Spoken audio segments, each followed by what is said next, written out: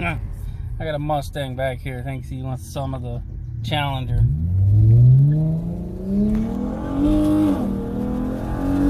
You see him in the rear view. I don't think he's keeping up. Hello everyone, Mopar.84 here with the Sinister 6. I'm going to be removing the stock spark plugs and installing these high performance NGK Laser Iridium spark plugs. These are about 19 bucks a piece at AutoZone. I'm also going to show the quickest, easiest, and safest way to remove the upper intake plenum. Before we get started, please take this time to click that subscribe button and subscribe to my channel. It costs you nothing, but it means the world to me. In order for this car to reach its full potential, the channel must grow. With that out of the way, let's get on with the video. Okay, now I did take this bolt out of the back of the intake plenum. There's a bracket, and this screws into the back of the engine. You got a little washer. This screws in, and then on the back side of here, you'll have this little piece that goes over that holds the wire in back there. And I just got that off to get that out of the way, and I to my opinion, that's the worst part of this whole thing. I'll show you the easy way to get this off. And basically the bracket's right here, and then you follow it down and the bolt's down here. It's going to be a 13mm wrench that takes it out. Once you get it going, once you get it out a little ways, you can take it out by hand. I just got that off to get it out of the way. I already took the cold air intake off because there's really not much to that. And I wanted to get it out of the way, and I just wanted to show you this is the only wire that you'll have to really disconnect to remove the upper intake plenum the way that I do it. One wire, that's it. So this is truly the easiest, quickest, safest way, because the less stuff you have to remove, the less stuff you're gonna potentially break something or forget to put it back maybe. One wire. This is the one that goes into your cold air intake. That's why I had to remove that one. Or your stock air box if you still have your stock box on. This is a 10mm to take these coil packs off. And then of course to take this wire off, you just push down on this little tab. Boom, I should already move that. Also, first thing I did is I unhooked the negative battery terminal. You definitely unhook the negative battery terminal before you do this. Anything electrical. And I also put a piece of rag in between the top of the battery post and the terminal so that they don't connect. And again, this is a 10mm bolt here on the top of the coil pack. Let's see. I'm going to screw that all the way out. And then basically you're going to pull up and wiggle at the same time. Pull this out. Feels like it's still in a little bit. Now it's out. Okay. They're not stuck in there too tight, don't feel like. Okay. Pull up and wiggle, and before I put them back on, I'm going to put a little bit of dielectric grease inside of here, as well as on all the connections. And then just these, with the RIPP coil packs, the bolt can fall out, so just be careful of that. The stock ones, I don't think the bolt will come out. You can maybe get it out, but it won't just fall out on you. I gotta figure out what. There it is. I need this. And you're going to need a 5/8 plug socket. You want a plug socket because there's a little rubber down in here that will actually hold on to the plug so you can pull it out of the head.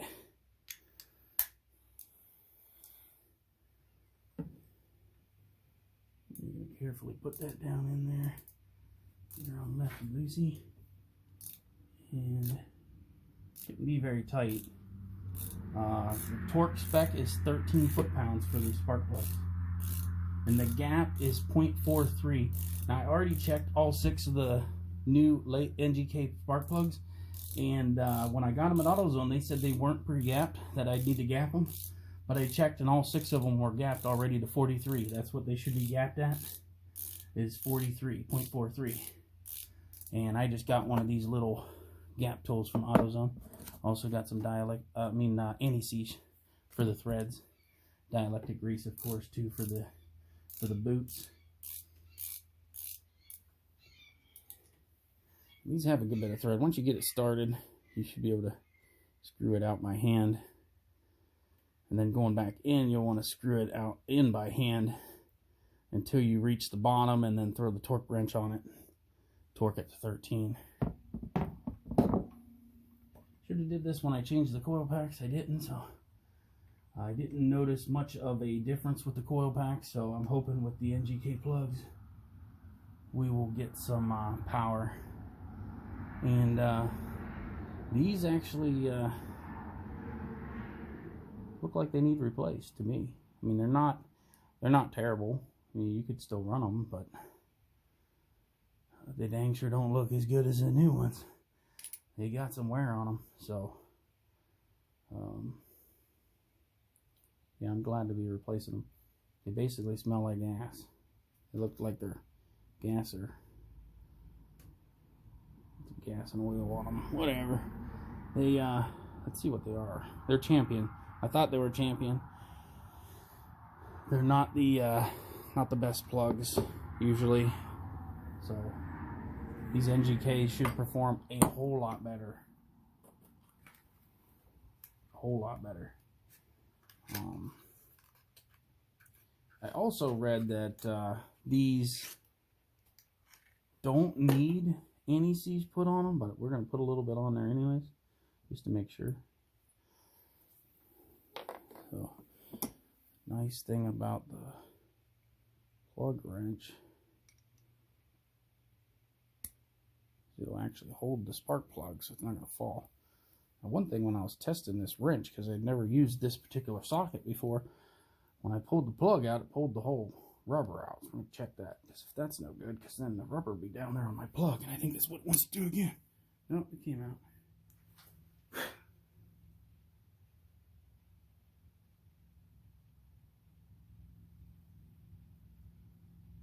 so definitely don't want that rubber to be laying in there on my plug. I don't know what that residue is in there.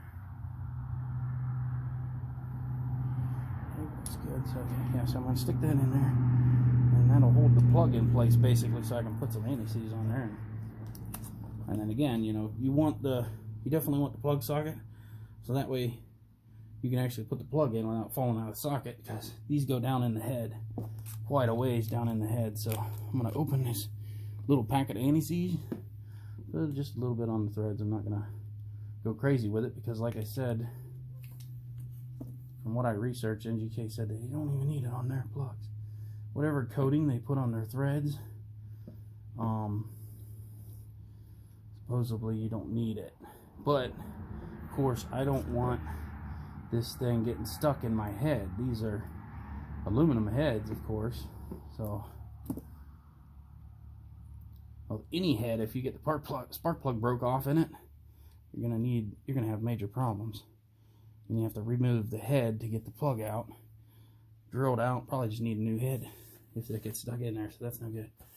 So, and then also I'm not sticking, you see, I didn't stick that all the way down on the lower threads, because I don't want it down in the engine. So I go about halfway up, especially since these plugs are said to not even need it. So, and then just carefully stick it back in so you don't bump it, so that you know you're not messing up your gap setting.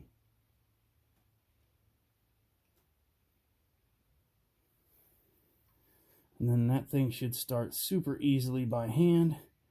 If it's starting kind of stiff, you're going to back it off and restart it, because you may be cross-threading it. If it's starting stiff, then you're probably cross-threading the threads. So it's the last thing you want to do.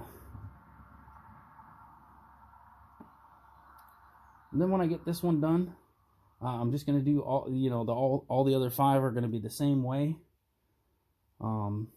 Just repeat the process on the other 5 and exactly the same. I already set my torque wrench to 13 foot-pounds. I'm going to put that on there. I'm not going to lock it in place, because that's just more stress I'm going to put on the plug. So I'm just going to sit it on there and torque it. Try to keep everything straight.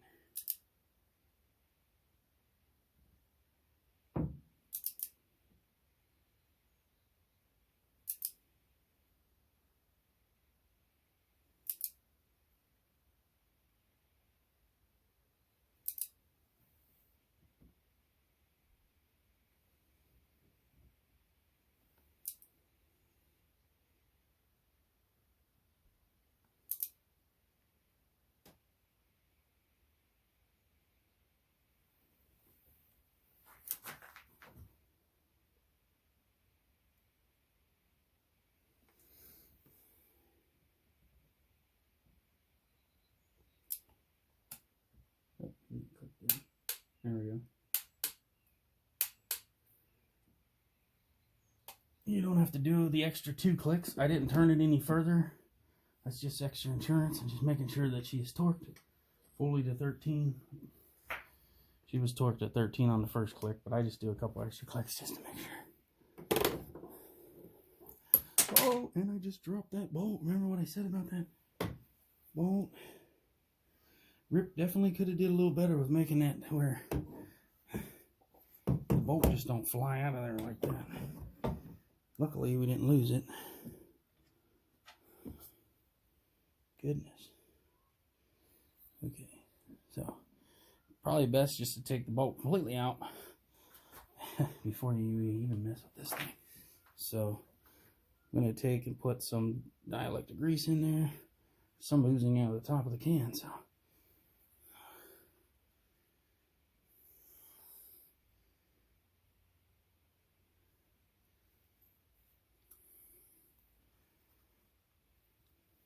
Turn it a little bit.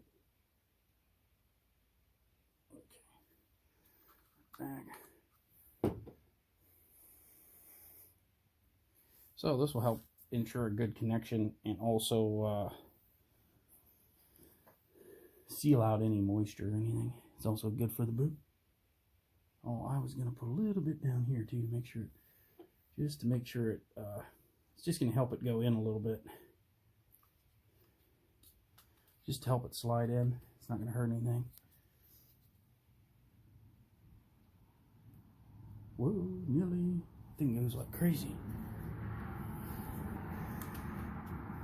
You can get the little packets of dielectric grease at AutoZone, like little packets like this. But I got the can because I knew I was going to be putting some on this bottom here to help it seal off. Will help it in the install. Just slip in there. It's the first time I put these in there. Pretty stiff trying to go in there.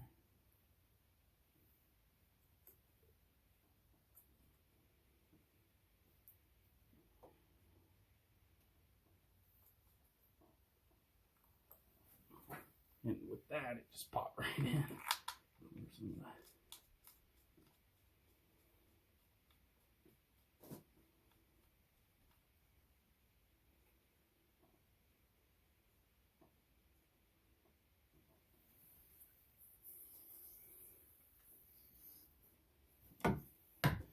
And then that's it. You know, like again, like I said, double check the gap, 0.43. That's it for the spark plugs. We still got the intake to show, you know, stick around and see how the intake goes. I'll also drop in the comments about the start time of where I'm going to start doing the intake. And again, you know, get one of these and check it. Should be around in there 43, and they were all already preset. So of course, from this, I'm just going to put a little bit of dielectric grease on there and then plug that back in. And then repeat the process on these two. Then we'll start the intake. Okay, I'm going to go over everything I've done so far. Of course, I did the other 2 spark plugs on this side. Exactly the same as we did this first one. I did these other 2. Again, the only wire you have to unhook is the one that goes into the intake tube for the air. Cold air intake tube. And then I just took the bolt off that I was talking about that comes down here. There's a bracket right here, and then you go down and you find this bolt right here, 13 millimeter, and there'll be a wire set right over the end of this. You just pop it off with a screwdriver and then screw this out, and you have to make sure you don't drop this. You may have to use 2 hands, try to get in there. It's really tight. That's the worst part of the whole removal of the upper intake, in my opinion. That's why I did that ahead of time, so I didn't waste a bunch of time. And then I wanted to show there's just 2 bolts here. I just broke them loose. They are 10 millimeters. You'll need a wrench unless you can get a ratchet in there. There's just 2 of them. And then basically I'm going to take those off. Then there's just 7 bolts up in here. And Those are the only two brackets. You got that one bolt in the bracket in the back. Then you got this bracket where you got to take these two nuts off. Then it's just 7 bolts and it's out. And again, you don't have to unhook all those wires and everything. Basically what's going to happen is when I take them 7 bolts out after I get these two, the intake is just going to lift up and turn a little bit to the side and it'll set over here. No kink in any wire or anything like that. The hose is perfectly fine, to the point that I think it was actually designed to be done this way. If you took it to the dealer, this is how they do it. I guarantee you they're not taking all that stuff off if they don't need to. It's a lot quicker to do it this way. There's no need to remove the throttle body. There's no need to remove the whole intake from these hoses and all these connections unless you're going to be replacing the upper intake. If you're just doing the plugs or changing the coil packs, all you got to do is unhook this one wire, take that one bracket bolt out, those two 10mm nuts, these 7, turn it to the side. I'm going to take these 2 nuts off, 10mm, and screw them out by hand because I already broke them loose with the wrench.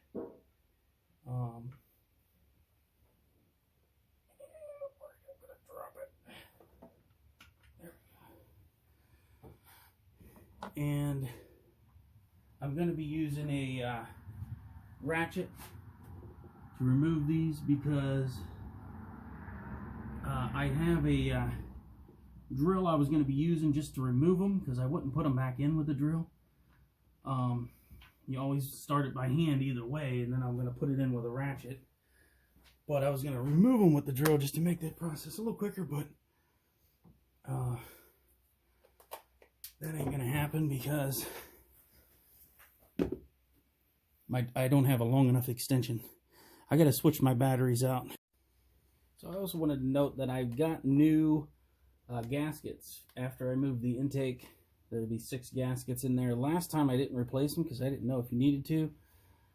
They look like they would be reusable. They only go in one way. They're the same on both sides. But this time we're going to replace them. These were $27 from AutoZone. So I'm using an 8mm, and these will just come out. So again, be quicker with a drill on the removal, but I wouldn't put them back in with a drill anyways. So you can see if you spin the ratchet like that, that's pretty quick. We're 3 down and there's only 7 in there. That's the 3rd one down right there. And I think I took, you can screw these up and leave them in the intake. Last time I think I took 4 of them out or so. Try to find a hole here. Can't see.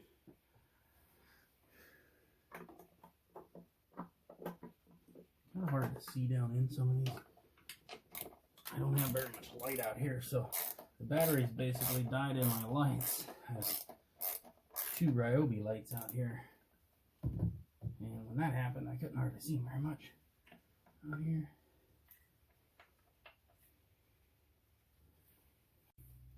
Okay, I wasn't sure that this little short stubby ratchet would reach these, so that's why I didn't have it out for this, and this must have been what I used last time. The socket that I had, it was too thick to go down in the hole. So that one works. You see, I took these 4 out pretty quick. See a lot of people using a drill for removal, but you don't need to. It really don't take that long. I didn't have a long enough extension for my drill.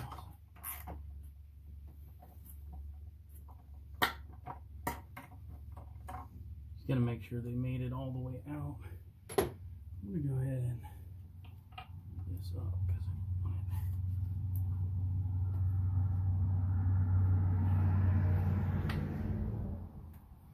I want it. Make sure none of these bolts are still holding any.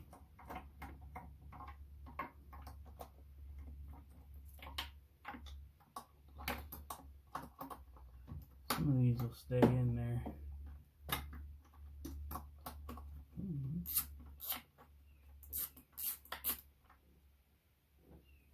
That's all of them. Doesn't feel like it, though. It feels like there's another one in there. It's really hard for me to see as I crawl up in there. That one.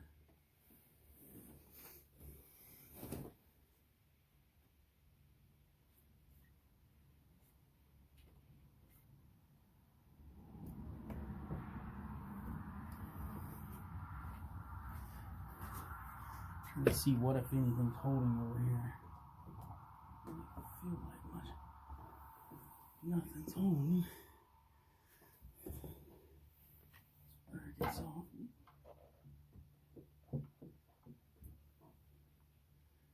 So I may have to take a couple of these connections loose to make it a little easier on us. So it's not nothing to do.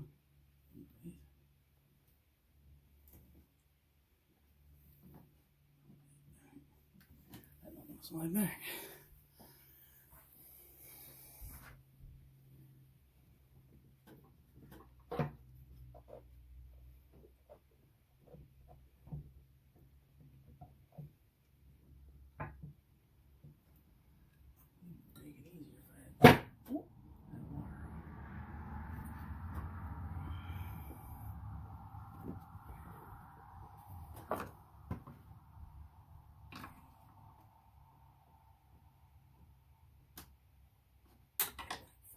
There.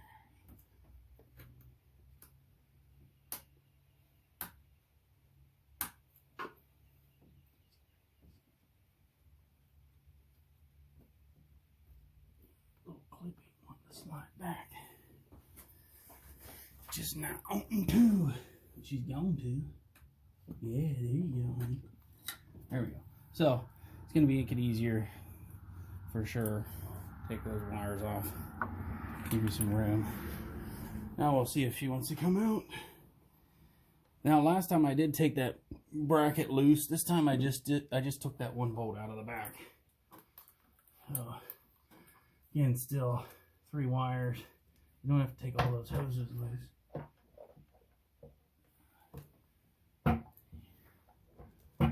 Like last time, I was able to pick up a little easier on the back.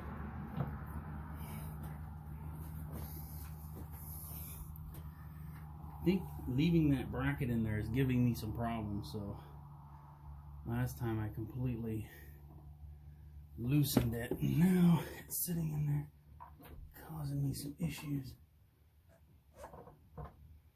Definitely didn't have any issues last time, so we'll take those other 2 nuts off.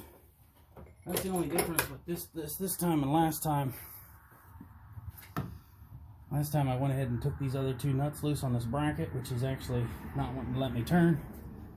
And once that's loosened up, she'll turn no problem. So I'm just going to take those 2 nuts loose. Okay, I took those 2 little nuts off on that bracket back there. That's going to give us the room. But I just noticed this as well. This little hose needs to come off, and you just pull it out of here with a screwdriver. And then there's 2 little clips on the side of the intake plenum. Just come over here and pop them off. They pop right off. I forgot about this little hose. And then you just lay this out of the way over here.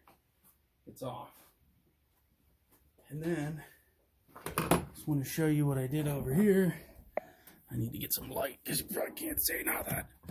Okay, so I was trying to get away with just leaving this on. See how I just popped that bracket right back on?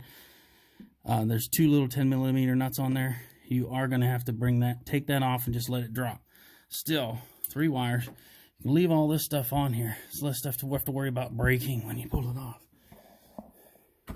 It's going to make it quicker, and a lot quicker than if you broke something. So then, this whole thing just picks up and slides to the side. Look how easy that is. And these hoses are not in any bind or anything like that. I mean, in my opinion, it looks like it was made to be done that way. I'm going to need a little bit more room, so we're going to move it a little further. But see, I can twist it clean over there, like that. It's completely out of my way. No bind at all. Perfect. Now I got access to those 6 gaskets. Pull this little foam thing off, and there's the access to the other 3. I'll replace those gaskets, and also all of the bolts stayed in the intake plenum. When I go to put it back, I'll just have to push them up so they don't hit anything in here. I also see I'm going to need an oil catch can because I see way more oil than I like in there. Seen oil on my plugs. Smelled like oil, smelled like gas. Also, I noticed I'm really happy that I replaced them, because I keep thinking, well, the reason I didn't replace them when I replaced the coil packs was the car's only got 46,000 miles on it. Well, but I do realize, though, now if I think about it, well, the car's like 6 years old. It's 2015. So they should have been replaced anyways, even though they didn't have the miles, because when I pulled them out, they were really rusty towards the ends. Looked burnt black, which I know they can still fire when they're black like that. Smelled like oil and gas, which I know they can still fire when they're like that. But they're cheap Champion plugs. They're not the greatest plugs. That's what was in there from the factory. I do believe they are supposed to be iridium as well, but Champion's something that you usually run in your lawnmower, not in your car. So I'm happy to replace them for something much, much better. Something that's, you know, a lot better built and isn't all rusty. So again, these should just pop right out. I might have to use a screwdriver to pop these out, replace them, but I don't know if you can see in there. But I can see now why so many people say to, you know, you should use an oil catch can. I'm definitely going to be getting one, because there's oil down in there. I don't like it. So with this, you just pull this off. I'm going to get something to cover those holes here in just a moment. Maybe I should cover them first. But this will pull. Oh yeah, it should pick up from this end and just pops right out. Stick that over to the side. You see I got perfect access to these three. Pop them off. Yeah, use two hands when I pop that off. I'll set this down. Carrying my camera around.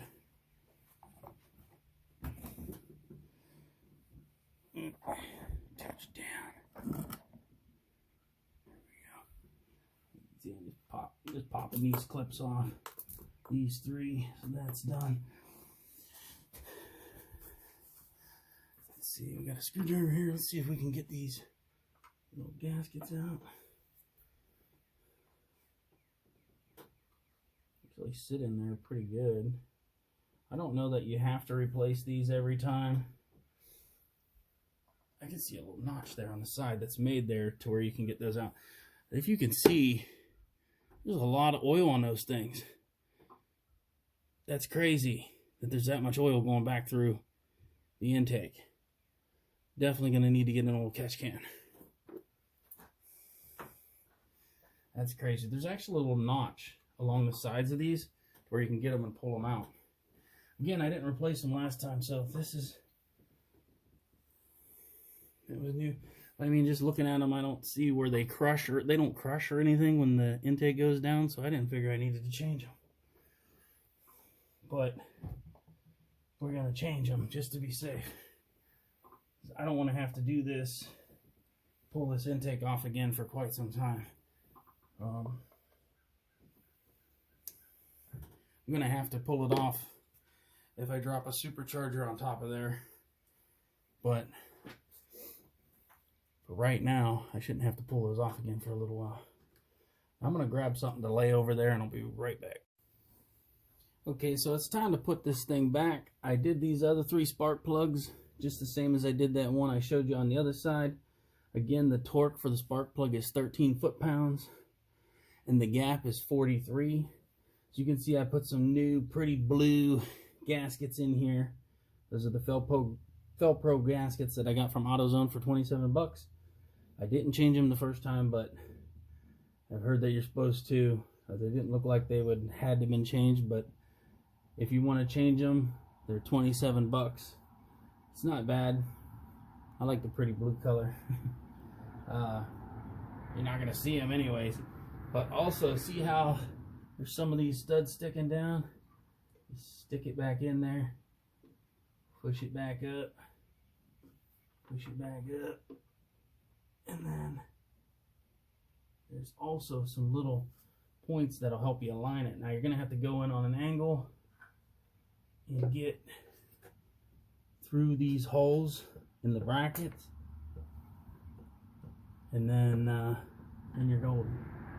You get through once you line those up. Ooh, one's in, the other one's not.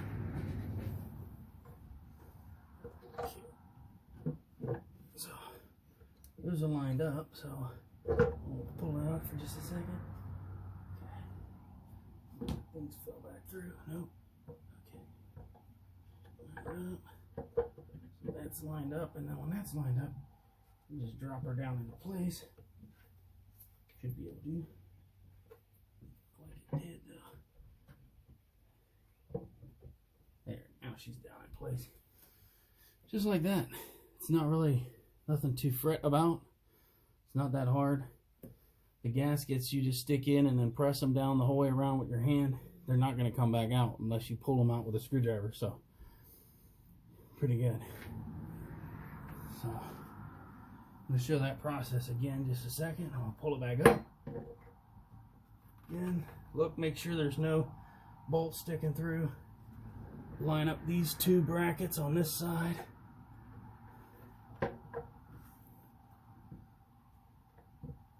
And then, boom, right back in. Super easy. It's really not that big a deal. And then, of course, when I stick everything back, this popped off. You can just turn it and stick it back on. You can see one hose popped off here. I'm gonna have to stick back on there. No biggie. But we didn't have to replace any of pull any of that stuff off, so saves a lot of time there. Then, of course, I just run everything down and just the reverse of the removal to reinstall it. Also, the torque spec for the upper intake plenum is 89 inch-pounds, and I thought I had an inch-pound torque wrench, but I don't, so I had to look it up. 89 inch-pounds to foot-pounds, and that's 7.5 foot-pounds.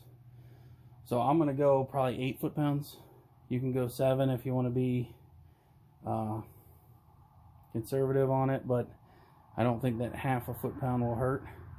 So I'm gonna go 8 foot-pounds, putting everything back. So I'm gonna go ahead and button everything back up, and then we'll resume. So as you can see, everything's back together. I did put the cover back on because I do like the cover being on there. I shined up the cold air intake a little bit. Pretty easy. I just wiped it down. See the RIPP coil packs on this side. Now, if you noticed when I put the intake plenum back down the first time on video, I forgot to put the little foam pad back in there. So I actually had to remove it all, put the foam pad in, put it back. Good thing I do it the easy way, the quick way, so it didn't take too much time. But now we're going to see if she starts. Okay, we're in the car now. Everybody keeps asking me if you have to do a tune for the BBK throttle body. No, you do not need to do a tune for the BBK throttle body. That's one of the reasons why I got that. If you get other oversized, bigger throttle bodies, you may have to do a tune. Not with the BBK. I'm going to show you. All you have to do is the pedal relearn, the throttle position relearn process, and it takes like 30 seconds. Basically, you're going to get in the car. You're going to hit the start button twice with your foot off the brake. You don't want to start the car yet. Now, you're going to look at the dash. You see the check engine light there? Push the throttle pedal down to the floor and back 3 times. On the 3rd press, hold it to the floor. The check engine light will start flashing. Then let up. It'll stop flashing. Boom, it's relearned. That's it. Shut it off. Foot on the brake. Start the car. So we must have did something right because she fired right up, right? 6 new plugs under the hood. NGK high performance plugs.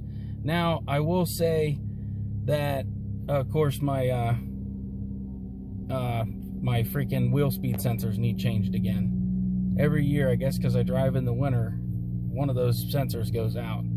But I was gonna say the spark plugs definitely need to change. I did not change them when I first did the coil packs because the car, as you can see, well, now it's got 44,000 miles on it, but at the time I changed the coil packs, I think it was like 36,000 miles, and they're supposed to be, you know, the dealer says not to change them at 100,000 miles, but you definitely don't want to go by that, because you should go by also how old the car is. My car's 2015, so it's not real old, 6 years old. 44,000 miles is all I got, but some of them spark plugs, like 3 or 4 of them, were really rusty towards the ends of the threads. Not only that, they looked and smelled oily and gassy, and some of them looked pretty burnt on the bottom. Now, obviously they were still firing. I didn't have any misfires or anything like that, but they couldn't have been firing at peak because they just look like garbage to me. But they were Champion plugs. That's what are in here from the factory. I assume that's what they were because I bought a 07 Ram brand new, and that's what they had in them, and I switched them out for a better plug when I changed them. They also said in the Ram, they said to change those plugs every 30,000 miles. And that's what's in here. Now, I believe these Champions are iridium, and the ones that was in my truck were copper. Still yet, Champions is what I run in my lawnmowers. That's not what I want to run in my car. And I'm not going to do any revs in this video.